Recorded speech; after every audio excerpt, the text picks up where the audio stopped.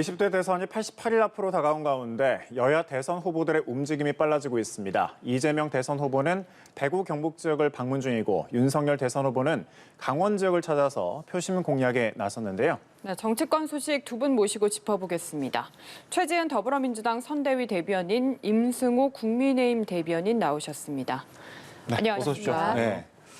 자, 이재명 후보 일정부터 한번 짚어볼게요. TK 일정 이틀째입니다. 오전에 다부동 전적기념관을 방문했고 오후에는 또 안동을 찾는데 안동은 또 이재명 후보의 고향이기도 하죠. 그렇습니다. 이재명 후보 TK 지지세를 좀 넓히기 위해서 어떤 점을 좀 공략할 걸로 보시는지요? 네, 말씀하신 것처럼 네. TK 출신의 후보이시고 또 이번 선거에서는 사실은 지역 구도가 그렇게 과거만큼은 중요하지 않다 이런 생각이 듭니다. 사실 상대적으로 TK 지역에서 이재명 후보의 지지율이 높은 것도 사실이고요. 그래서 그 TK 지역의 발전에 대한 비전을 제시하는 것이 오히려 어느 당인 것보다 더 중요한 것이 되지 않나 이렇게 보이고요. 그래서 구체적으로 TK 지역 같은 경우에는 특히 대구 같은 경우에는 과거 우리 대한민국 산업화의 성지와 같은 곳 아닙니까? 그래서 그런 의미를 돌아보고 그 산업화 시절에 그 인재들의 그 양성하는 그런 전진기지와 같은 금호공대를 이미 방문하셨고요. 또 민생 그런 시장을 돌아보시면서 여러 경제와 관련된 여러 말씀을 나누시고 있습니다. 네, 어제 경주 황리단길에서는 즉석 연설을 했는데 이재명은 문재인도 아니고 윤석열도 아니다. 이재명은 이재명이다. 이런 식으로 발언을 했습니다. 어떻게 보셨는지 궁금한데요. 그러니까 예상된 수준을 이재명 후보는 밟아가고 있는 것이라 생각됩니다. 저희 당에서도 이준석 당대표가 끊임없이 예측을 했지만 이재명 후보는 당선이 된 직후부터 문재인 정부와의 차별을 할 것이다라는 예상을 분명히 했습니다. 왜냐하면 지금 문재인 정부가 부동산 정책부터 시작해서 각종 경제 지표에서 이제 민생을 돌보지 않는다는 비판이 굉장히 강했고 또 최근에 이재명 후보도 그런 점을 의식해서 이재명의 민주당 또는 문재인 정부와 다른 이재명을 언급하고 있고요. 하지만 그렇게 성공적인지는 잘 모르겠습니다. 이재명 후보가 지속적으로 어떤 성남시장과 경기도지사를 지내면서 자신이 보여왔던 어떤 경제 정책들, 그러니까 최근에 보여지고 있는 기본소득이라고 하죠. 그러니까 세금을 이렇게 걷어가지고 n분의 1 하는 방식의 경제 정책을 여전히 포기하고 있지 못하기 때문에 문재인 정부와 다를 수는 있습니다. 그런데 저희가 느끼기에는 문재인 정부 매운맛이다라고 평가하고 있습니다. 네, 이재명 후보의 이런 행보, 당에서 분위기는 좀 어떻습니까? 사실 문재인 정부에서 잘한 것은 계속 계승을 해야 되고 잘 못한 점이 있으면 비판하고 보완해야 되는 것이 마땅하지요. 안 그러면 대통령 선거를 왜 하겠습니까? 계속 문재인 대통령께서 하시면 되고요. 저희 부동산이라든지 여러 부분에서 저희가 조금 더 부족했던 부분에 대해서 많은 비판을 받아야 마땅하고 또 거기에 대해서는 새로운 대안을 내놓을 필요가 있다. 그래서 이 새로운 대안을 내놓는 과정에서 꼭 현 정부의 차별안이 아니냐라는 것보다 무엇이 더 바른 정책이냐에 대해서 토론을 해야 되는데 상대 후보 측에서는 지금 아직까지 너무 정책이 없어가지고 토론이 되지 않고 도대체 이 정책은 김종인 후보, 김종인 그분이 지금 후보신 건지 저희 선대위에서는 이렇게 정책을 모니터링하는 팀이 있었는데 최근에 윤석열 후보한테서는 모니터링 할 게 없어서 김종인은 이제 모니터링 해야 된다는 의견이 나오고 있습니다. 그래서 이제 상대 후보에서 좀 더 좋은 정책들을 내어놓으셔서 정책 토론으로 바뀌는 그런 선거가 되기를 바랍니다. 네, 이재명 후보가 바른미래당 출신인 김관영 최입의 전 의원을 영입을 했는데 대통합의 첫 관문이 열렸다, 천군 만마를 얻었다라고 했는데 두 전직 의원의 입당에 대해서는 좀 어떻게 보시나요? 크게 봤을 때는 중도 확장이라는 그런 전략도 좀 있겠죠. 네. 근데 두 분 같은 경우에는 민주당과 좀 성향을 같이 하는, 뜻을 같이 하는 분입니다. 그냥 무조건 이제 확장을 하기 위해서 아무런 서로 뜻이 굉장히 다른, 예를 들어서 김병준, 김한길, 김종인 이런 분이 같이 있으면 이 정책이 앞으로 어디로 흘러갈지를 가늠을 할 수가 없는데 최입배나 김관영 이런 분들 같은 경우에는 특히 김관영 같은 분 같은 경우에는 과거 원래 민주당 출신이시고 또 최입배 의원 같은 경우에는 경제민주화라든지 진보와 관련된 경제정책에 대해서 많은 안을 내어놓으셨어요. 그래서 당장 우리가 그 코로나 소상공인 관련해서 코로나 지원 100조에 대해서 좀 구체적인 안을 부탁드렸고 그걸 최입배 의원이 지금 이제 준비를 하고 계시고요. 중도 확장이지만은 뜻을 같이 하는 사람들이 같이 뭉쳤다 이렇게 보시면 될 것 같습니다. 네, 국민의힘 입장에서는 어떻게 보십니까? 이 부분에 대해서 좀 말씀을 드려야 될 것 같은데요. 김관영 의원과 최입배 의원 같은 경우에는 최 대변인 말씀하신 것처럼 민주당의 성향과 비슷한 측면을 많이 보여왔습니다. 그래서 저는 인물이 같다고 해서 뭐 중도 확장이 무조건 된다 이렇게 생각하지는 않는데 뭐 뜻을 같이 하는 분들이 같이 해야 된다라는 생각에 대해서는 좀 반대를 합니다. 그렇다면 노무현 정부 때 굉장히 자유주의적 색채를 가지고 있는 김명준 현재 저희 당에 계신 분이 정책을 맡았는데 그렇다면 그 정부는 실패한 정부니까 아니거든요. 오히려 뜻이 다른 분들 그리고 생각이 다른 분들의 정책을 포용함으로써 다양한 정책을 보여줬고 노무현 정부의 정책적 평가는 차치하더라도 굉장히 개혁적인 부분을 많이 보였다라는 평가를 김명준 위원장을 통해서 많이 보여줬습니다. 그래서 그런 부분에 있어서 뭐 저는 김관영 의원과 최이배 의원의 평가를 폄훼하고 싶지도 않고요. 그분들이 선택한 것이기 때문에 무운을 바랄 뿐이고 뭐 저희 당 입장에서는 이용호 의원 같은 경우에 상당히 이제 저희 당의 약세 지역이라고 할 수 있는 호남 출신의 무소속 의원이 저희 당의 선대위원장을 맡아주시겠다고 흔쾌히 수락을 해주셔가지고 뭐 저희로서는 굉장히 기쁜 일입니다. 네, 알겠습니다. 그 대장동 의혹과 관련해서는 지금 여야 대선 후보 모두 빨리 추진하자라고 했지만 좀처럼 국회에서 추진이 안 되는 상황이었는데 조금 전 얼마 전에 유한기 전 본부장의 갑작스러운 사망 소식이 또 전해졌습니다. 근데 이게 현실적으로 봤을 때 대선 전에 어떤 특검을 꾸려서 결론이 나기는 좀 어려운 상황 아닙니까? 그러니까 저희 당이 9월쯤부터 특검을 주장해왔었는데 9월 10월에만 이제 이재명 후보가 전격적으로 받았어도 사실 상설특검법으로 하면 120일 정도로 하면 결론이 나기 때문에 대선 전에 충분히 결론이 날 수 있는 상황이었는데 지금 같은 경우에는 좀 시기적으로 많이 어려운 부분이 생긴 건 사실입니다. 하지만 그럼에도 불구하고 저희 당 지속적으로 9월부터 특검을 추진하고 있고 또 이재명 후보와 민주당에 조금 유감인 것은 이재명 후보는 조건 없이 특검 받겠다라고 한 다음에 정작 민주당 의원들은 법사위에 가가지고 저희 특검법 상정 안 시켜주고 있거든요. 그렇다면 이재명 후보가 직접적으로 지시를 할 필요가 있다. 이재명 후보가 저희 당에서 나온 어떤 발언을 인용한 형태이긴 하지만 특검을 피하는 자가 범인이라고 본인 입으로 말을 했거든요. 특검을 피하는 자는 지금 이재명 후보밖에 없습니다. 그렇다면 이재명 후보 스스로가 범인을 시인하는 것으로 밖에 볼 수 없고 이런 측면에서 이재명 후보가 직접적으로 민주당 의원들에게 왜 내가 특검을 받겠다고 하는데 민주당 의원들이 통과를 안 시키냐라고 지시할 필요가 있지 않나. 본인이 그 발언이 진심이라면 그렇게 생각합니다. 한 말씀 해주셔야 될 것 같은데요. 네. 먼저 고인의 명복을 빕니다. 이 유한기라는 분이 뭐 사실 이 여러 구설수에 올랐지만은 이 대장동에 관련해서 몸통이다, 본체다 이렇게 생각하는 분은 없는데 주변에 있는 사람들에 대한 과도한 수사 아니면 검찰의 압박 뭐 이런 것들이 아마 그런 것들에 대한 압박으로 인해서 이렇게 극단적 선택을 하시지 않았나. 그래서 지금 아무리 선거지만은 이렇게 한 사람의 죽음에 대해서 좀 너무 안타깝다는 생각이 들고요. 예. 특검에 대해서는 이재명 후보는 지금 여러 차례 하자라고 하셨습니다. 다만 성역 없는 특검을 하자는 입장이신데요. 특검을 할 때 우리가 지금 대장동 관련해서 부산의 저축은행에 대한 네. 부실 수사에 대한 얘기도 있고 또 실제로 이 유한기라는 분이 뭐 2억을 받았다 이런 얘기가 있는데 50억씩 받은 곽상도 전 의원의 아들이라든지 50억 클럽이라는 얘기도 있지 않습니까? 그 사람에 대한 돈을 실제로 그 수천억에 오고 갔는데 그 돈을 받은 사람들에 대한 모든 성역 없는 특검이 되어야 된다. 그 입장은 분명합니다. 네, 성역 없는 특검이 돼야 된다는 입장은 분명하다. 여기에 대해서도 좀 한 말씀.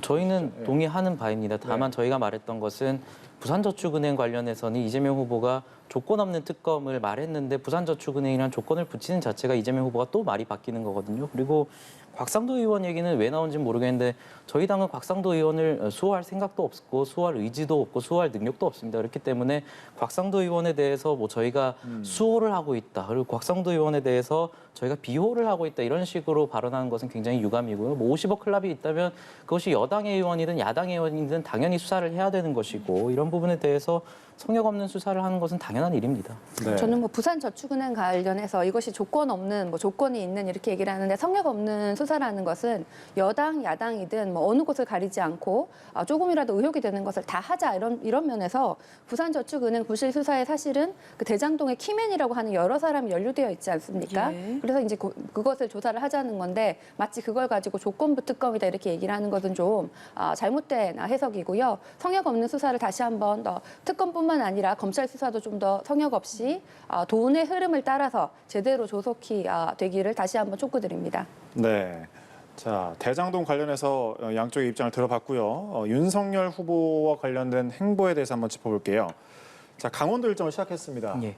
출범 후 첫 지역 방문 일정인데 계속해서 이준석 대표가 동행을 하거든요. 예. 이 행보 어떤 좀 의미가 있다고 보시는지요?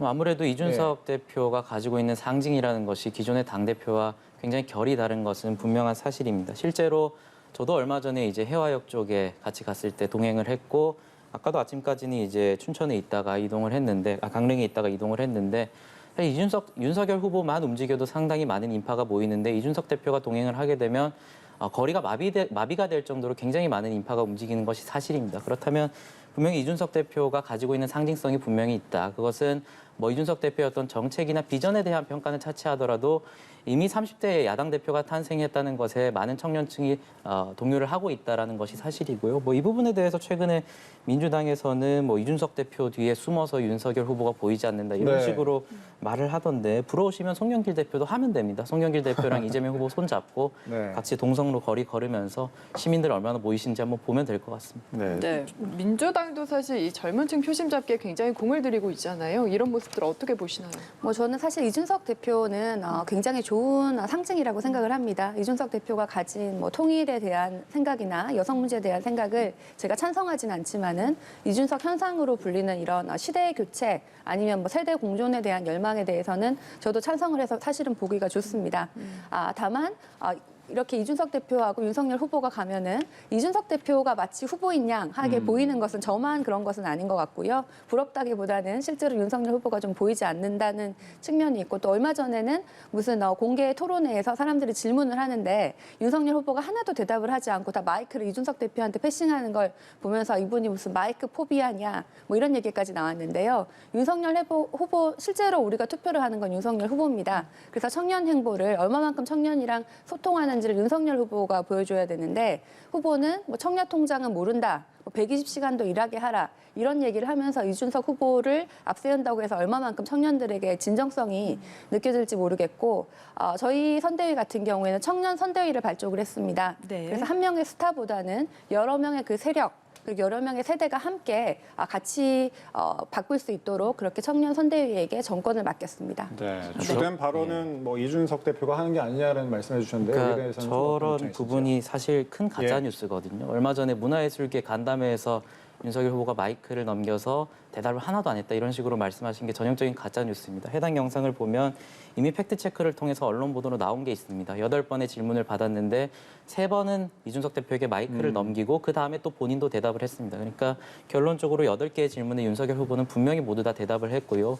이런 부분에 있어서 민주당이 지속적으로 가짜 뉴스 때려잡자라고 얘기하고 있는데, 이런 공식적인 자리에서 가짜 뉴스를 살포하시는 것은 조금 유감입니다. 실제로 네. 윤석열 후보가 이 질문에서 제가 5번을 대답하신 거는 사실 상대적으로 보도가 덜 돼서 몰랐던 건 사실인데요. 확인하고 오셔야죠. 실제로 윤석열 후보가 뭐 다음 주에 G식 백과인가요? 거기에 대해서도 출연을 한다고 하셨다가 안 한다고 하시고, 당장 TV 토론 같은 경우에도 저희 측에서 여러 번 요청을 하는데 윤석열 후보가 나오질 않고 있어요. 그래서 언론 앞에서 TV 토론이라든지 본인의 생각을 밝히는 것에 좀 적극적이지 않고, 이준석 후보가 나선다든지 아니면은 정책에 대해서는 모든 것이 김종인 대표의 전 위원장. 비대위원장의 네. 말씀을 들어야 되는 그런 상황 때문에 이런 오해가 벌어진 것이 아닌가 생각합니다. 네. 네. 확실히 대선이 얼마 남지 않아서 그런지 두 그러니까요. 분이 참 네. 뜨겁습니다. 윤석열 후보 이야기 조금만 더 해보자면 어제도 소상공인 지원을 위한 추경 편성은 빠르면 빠를수록 좋다 이렇게 반복해서 동의하는 예. 입장을 냈는데, 김종인 총괄선대위원장은 사실 이거는 현직 대통령 소관이다. 뭐 후보가 얘기할 건 아니다. 딱 잘라서 이야기를 했거든요. 이거 엇박자 아닙니까? 그러니까 이 부분에 대해서 엇박자를 보이는 거 아니냐라는 비판이 조금 있는데, 자세한 내용을 뜯어보면 동일한 얘기를 하고 있습니다. 김종인 위원장 같은 경우에 이런 얘기를 한 이유는 결국에는 추경 같은 경우에는 이제 현직 대통령 소관 사안이기 때문에 문재인 대통령이 결심을 해야 된다라는 취지의 발언이었고, 윤석열 후보의 발언 같은 경우에도 지금 여당이 진정으로 50조 또는 100조에 동의를 한다면 대통령을 설득하라라는 워딩을 분명히 사용했습니다. 그러니까 두 분 다 결국에는 문재인 대통령이 현재 결심을 하고 추경 편성에 대한 권한을 가지고 있기 때문에 이런 부분에 있어서 현직 대통령이 결심을 하시라라고 하는 것이고, 저희 당은 지속적으로 이제 윤석열 후보는 50조 손실 보상에 대해서 얘기를 했고, 이재명 후보도 민주당에서는 이제 포퓰리즘이라고 하다가 갑자기 동의를 하신 것은 반갑습니다만 이후에 어떤 대통령을 설득하는 작업이 보이지 않아요. 그래서 안타까운 일이지만 어쨌든 지금 민주당이 의회 내에서도 압도적인 의석수를 가지고 있고, 현직 대통령도 민주당 출신의 문재인 대통령이기 때문에 여당과 대통령이 결심하시라는 동일한 목소리를 내고 있습니다. 네. 저는 조금 황당한데요. 처음에 저희가 재난지원금을 전 국민에게 조금씩 드리자라고 했을 때 그게 한 20조 정도도 되지 않은 금액으로 얘기를 많이 했습니다. 예. 근데 그 당시에 포퓰리즘이다, 말도 안 된다, 뭐 나라 고가는 어떡하냐, 야당 분들이 굉장히 많이 비판을 하셨는데 갑자기 뜬금없이 윤석열 후보가 50조 이렇게 얘기를 했어요. 그래서 좋다 그러면은 급하니까 우리가 소상공인 50조 빨리 하자. 그랬는데 아무런 안이 없습니다. 구체적으로 어떻게 하자는 건지. 근데 그때 이제 국회가 거의 끝났는데 그럼 뭐 임시국회를 열어서 추경을 하자는 건지 대안에 대해서는 없고 50조라는 얘기를 한 다음에 갑자기 또 뜬금없이 김종인 선대위원장이 100조 하자 이렇게 얘기를 했어요. 20조 가지고 포퓰리즘이라고 한 당에서 100조를 하자 그래서 민주당에서는 이재명 후보도 좋다 그렇게 하자. 그리고 송영길 당대표도 좋다 하자라고 했고 여당에서 적극적인 찬성을 보이니 대통령 되면 하겠다 이렇게 말을 바꾸십니다. 대통령이 되면 하겠다는 것은 사실 과거에 박근혜 정부 시절에도 김종인 비대위원장이 당시에 선대위원장이 어르신들에겐 다 20만 원씩 주겠다라고 한 다음에 실제로는 선별적으로 지급했죠. 대통령 된 다음에. 네. 그러니까 전형적으로 선거 때는 얘기를 하고 그럼 뭐 대통령이 되면 안 하겠다는 건지 그러면 이거 대통령 되는 것과 상관없이 지금 코로나의 확진자 수가 많고 지금 그 자영업자들이 힘든데 왜 지금 안 하고 그때 하겠다는 건지 이런 것이 좀 말이 되지 않고요. 뭐 여당과 야당이 결심하면 되는 건데 여당 뭐 대통령이 결심해라라고 하는 것은 말이 안 되고 지난번 재난지원금 때도 문재인 대통령께서는 여야가 합의하면 하겠다라고 하셨어요. 그리고 여당이 지금 하자 그러고 후보가 하자고 야당 같은 경우에는 후보는 또 50조에 긍정적인데 김종인 비대위원장이 대통령 되면 하겠다라고 하면서 지금 야당에서도 갈팡질팡하는 모습이죠. 저희는 적극적으로 할 마음이 있으니 윤석열 선대위부터 좀 뜻을 모아달라고 말씀드립니다. 네, 임 대변인 한 예. 말씀 들어야 되겠네요. 재난지원금에 대해서 뭐 저희가 포퓰리즘이라고 비판을 했다라고 하시는데 불과 몇 개월 전에 송영길 대표와 이준석 대표가 재난지원금에 대해서 전격적으로 합의를 한 부분이 있거든요. 저희가 지속적으로 주장드리는 부분은 국가 부채에 대한 어떤 경계심에 대한 비판도 있었지만 쓸 거면 제대로 써라였습니다. 그런 측면에서 이 추경 자체를 비판하는 것이 아니라 지속적으로 저희는 소상공인에 대한 손실보상 그리고 실질적으로 피해를 본 액수에 따라 비례적으로 지원을 하자 한 얘기고 그렇기 때문에 재난지원금 전 국민 지급에 대해서는 비판적인 입장이었습니다. 하지만 윤석열 후보와 김종인 위원장이 지금 말하고 있는 것은 이제 손실보상과 같이 비례적으로 지원하는 제도를 말하고 있기 때문에 이 부분에 대해서 저희 당의 입장이 바뀌었다 이런 식으로 말씀하시는데 이재명 후보가 이제 50조 비판하다가 본인이 지금 50조 덜컥 받아서 하겠다라고 하시고 계시거든요. 그래서 말을 바꾼 거는 이제 이재명 후보다라는 것을 분명히 제가 한 말씀드리고요. 마디만 더 말씀드릴게요. 제가 네. 끝까지 말씀드릴게요. 네. 우리 대통령의 권한이 아니다 뭐 이런 식으로 말씀을 하셨지만 실제로 문재인 정부 들어서 굉장히 많은 추경을 편성하지 않았습니까? 그렇기 때문에 이런 재원 문제에 대해서는 저희도 추경이라는 대안을 제시했고 이 부분에 대해서는 뭐 저희가 지금 윤석열 후보가 대통령이 아니지 않습니까? 당연히 문재인 대통령이 그동안 굉장히 잘해왔던 추경 편성을 통해서 잘 하시면 되는 겁니다. 네, 지난번에 뭐 이준석 대표도 재난지원금 합의했다라고 하셨는데 그 다음날 또 말을 바꾸셨어요. 이준석 대표가 당시에 기억하기로는 송영길 대표랑 뭐 회동을 하고 뭐 재난지원금 합의했다고 뉴스가 나왔다가 그 다음날 뭔가 좀 상황이 사실이 아닌 것처럼 뭐 찬성하지 않는다 이렇게 나왔었고 지금 윤석열, 김종인 이 두 분이 말씀하시는 소상공인에게 더 두텁게 피해 보상을 하자는 것에 반대하는 것이 아닙니다. 그렇게 하자고 하는 것입니다. 그래서 그렇게 해서 뭐 지금 저희 쪽 추경을 얘기를 하시는데 임시국회 소집해서 추경을 할 의사가 여당은 충분히 있고 당대표와 후보가 충분히 있으니 우리가 그렇게 하면 막상 반대를 하지 마시기를 바랍니다. 예. 네, 잘 알겠습니다. 자, 국민의힘 선대위에 금태섭 전 의원, 이용호 의원이 합류했고 또 윤희숙 전 의원도 공식적으로 합류를 했습니다. 특히 윤희숙 전 의원은 이재명 저격수라는 별명처럼 이재명 후보를 향해서 좀 상당히 수위가 높은 맹공을 펼쳤거든요. 금태섭 전 의원, 이용호 의원, 윤희숙 전 의원의 합류, 당 분위기 좀 어떻습니까? 저희는 굉장히 긍정적으로 바라보고 네. 있습니다. 이용호 의원 같은 경우는 앞서 말씀드렸다시피 저희 당의 약세라고 할 수 있는 호남 지역에서 상당히 소구력을 가지신 분이고 금태섭 의원 같은 경우에는 지난 보궐선거에서도 저희 당에 도움을 주셨지만 굉장히 민주당의 뼈아픈 지적을 많이 하시는 분이다. 예를 들어서 조국 사태에 대한 비판을 했고 공수처에 대한 비판을 했다는 이유로 민주당에서 징계를 받았고 그렇다면 과연 민주당이 그로부터 1년 뒤에 지금 바뀌었느냐? 그것도 아니거든요. 최근에 이상희 제주대 교수에 대해서 네. 기본소득 정책을 비판했다는 이유로 이제 당원권 정지 8개월이라는 징계 처분을 내린 바 있습니다. 그렇기 때문에 금태섭 의원 같은 경우는 공식적으로 입당을 하시진 않았지만 그럼에도 불구하고 이재명 후보와 민주당이 재집권을 하는 것은 막아야겠다라는 그런 생각이 굉장히 강하신 분이기 때문에 저희로서는 굉장히 반가운 분이다. 그래서 윤희숙 의원 같은 경우에도 불과 몇 개월 전에 이재명 후보가 노벨 경제학상을 수상하신 분도 기본소득을 찬성하셨다 이런 취지의 발언을 하신 것에 대해서 사실과 다르다라는 지적을 굉장히 예리하게 하신 분이기 때문에 경제 전문가로서의 능력을 굉장히 펼치실 분이다라고 평가하고 있습니다. 네, 알겠습니다. 제가 조금 첨언을 드리면요. 예. 저는 개인적으로 금태섭 의원 같은 경우는 좀 아깝다고 생각을 합니다. 민주당에 다양한 의견을 내셨는데 사실 뭐 민주당에 찍어내린 것이 아니고 경선에서 져가지고 후보가 안 되시고 탈락을 하신 거죠. 그래서 국회의원이 안 되시고 지금 가신 건데 그 과정에 대해서는 우리 당에서 조금 더 비판을 잘 수용하지 못했다. 이 말도 저희가 좀 아프게 받아들여야 되지만은 예. 경선에서 졌다고 또 다른 당에 가느냐 이것도 좀 보기 좋은 모습은 아니라고 생각을 합니다. 그런데 윤희숙 의원 같은 경우에는 몇 달 전에 아버님의 그 부동산 특이 의혹에 대해서 모든 책임을 지겠다 그렇게 하고는 의원직을 내셨어요.